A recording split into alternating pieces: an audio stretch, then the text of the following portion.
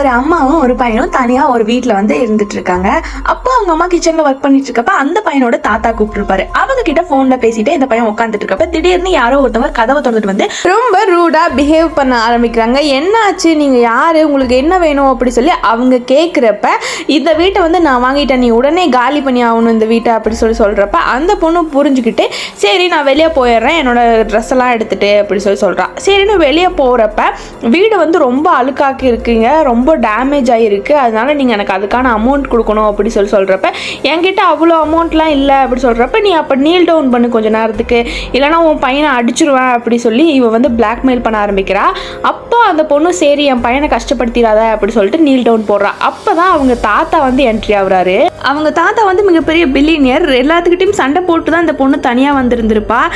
இவர் வந்து என் பேர மேலே கை வைக்கிற அப்படி சொல்லி அந்த பொண்ணு மேலே கோவப்பட்டு 2 பேர்த்தையும் பத்திரமா ஒரு வீட்டுக்கு கூப்பிட்டு போயிருப்பாரு.